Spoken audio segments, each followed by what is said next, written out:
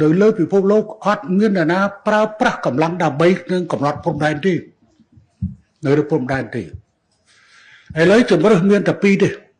ជំរើសមានតែពីរទេខ្ញុំសូមឲ្យបងប្អូននៅទីនេះក្តីនៅទូទាំងប្រទេសក្តីនិងបងប្អូននៅក្រៅប្រទេសក្តីសិក្សាឲ្យបានច្បាស់ហើយធ្វើសមាធិឲ្យបានច្បាស់ទៅលើការដោះស្រាយដំណោះស្រាយតើយើងយកដំណោះស្រាយមួយណាមានការជ្រើសរើសតែពីរទេមួយគឺការប្រើប្រាស់កម្លាំងដើម្បីវាយយកត្រឡប់មកវិញហើយមួយទៀតការដោះស្រាយដោយសន្តិវិធីពួកយល់និយមខ្មែរមួយចំនួននៅក្រៅប្រទេសចង់ណាស់ឲ្យយើងប្រើប្រាស់កម្លាំងដើម្បីវាយកាន់កាប់ត្រឡប់មកវិញប៉ុន្តែខ្ញុំសូមសួរបងប្អូននៅទីនេះតើចង់មានសង្គ្រាមសាជាថ្មីឬអត់សូមលើកដៃមើល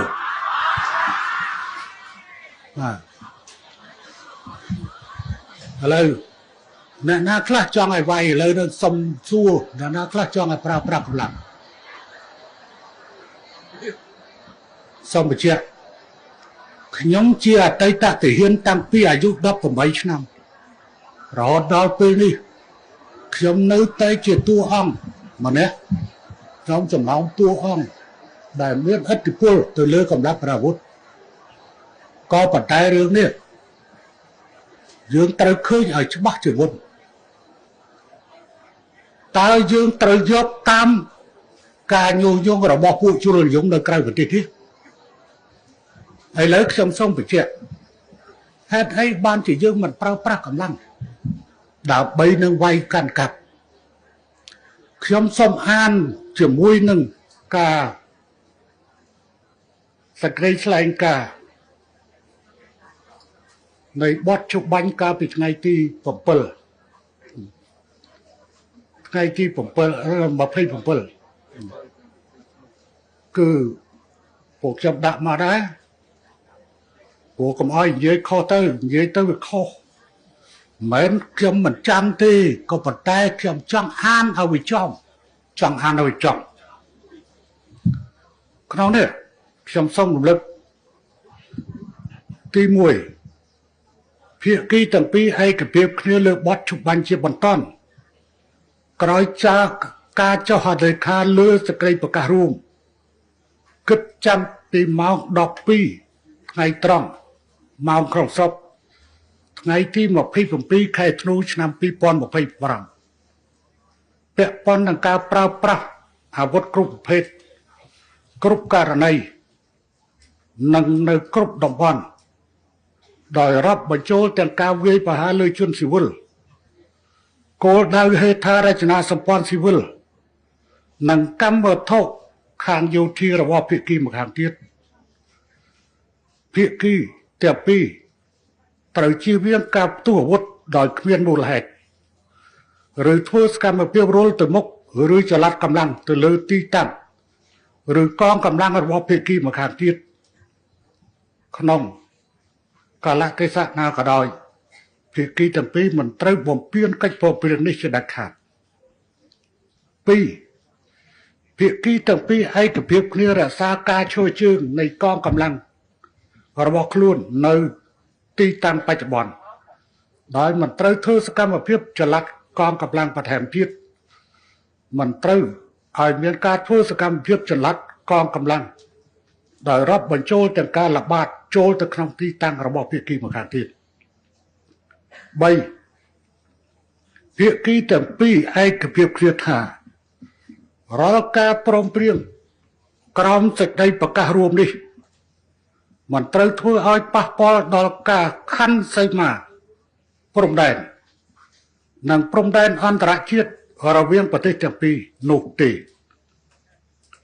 ភាគីទាំងពីរឯកភាពគ្នាប្រគល់តួនាទីឲ្យគណៈកម្មការចម្រុះព្រំដែនបន្តអនុវត្តការវាស់វែងនិងខណ្ឌសីមាព្រំដែនឲ្យបានឆាប់រហ័សបំផុតស្របតាមកិច្ចព្រមព្រៀងដែលមានស្រាប់រវាងប្រទេសទាំងពីរដើម្បីសម្រេចបានសន្តិភាពយូរអង្វែងតាមបណ្ដោយព្រំដែន ភាគីទាំងពីរឯកភាពគ្នាថានឹងប្រើប្រាស់យន្តការដែលមានស្រាប់នៃគណៈកម្មការចម្រុះព្រំដែនដើម្បីធានាសុវត្ថិភាពនិងសន្តិសុខរបស់ក្រុមការងារចម្រុះទៅលើទីតាំងជាក់ស្ដែងដោយរាប់បញ្ចូលទាំងសុវត្ថិភាពពីចនមីនភាគីទាំងពីរឯកភាពជឿថាគណៈកម្មការចម្រុះព្រំដែននឹងផ្ដល់អាទិភាពខ្ពស់បំផុតលើការងារវាស់វែងនិងខណ្ឌសីមាព្រំដែននៅតំបន់រងផលប៉ះពាល់ដែលមានជនស៊ីវិលរស់នៅចំណុចទី3នេះគឺជាចំណុចដែលយើងត្រូវតែអត់ធ្មត់បន្តិច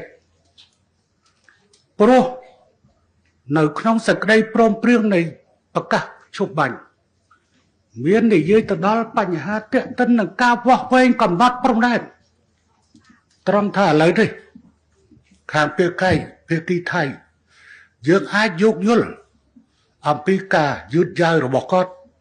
ក៏ប៉ុន្តែសង្ឃឹមថាពួកគាត់នឹងគោរពនឹងការសន្យាទៅលើអ្វីដែលមានរួចនៅត្រង់ថាពេលមុនគាត់ត្រូវរំលាយសភាហើយគាត់ត្រូវបោះឆ្នោតឡើងវិញគាត់ថារដ្ឋាភិបាលចាំប្រទេសគ្មានសិទ្ធិធ្វើទេអាហ្នឹងគឺគាត់មានហេតុផលអញ្ចឹងក្រោយមកគាត់ថាប្រធានគណៈកម្មការព្រំដែនមិនតាន់បានចាត់តាំងនិងគាត់ពជាទៀតដល់ឥឡូវគាត់ពជាថាមកពីយើងនឹងដាក់អាដែងបញ្ហាសមុទ្រទៅក្រោមអនុសញ្ញាអង្គការសហប្រជាជាតិនៃច្បាប់សមុទ្រដែលថាគាត់មិនចរចាបើគាត់មិនចរចាទេពិភពលោកឈរមើលឬយ៉ាងម៉េចតើតើណាកថាខណ្ឌទី3ដែលគណៈកម្មការព្រំដែនទៅធ្វើសកម្មភាពនេះជាការចុះហត្ថលេខារវាងភាគីទាំងពីរនៅក្នុងដំណើរការនៃបទចុះបាញ់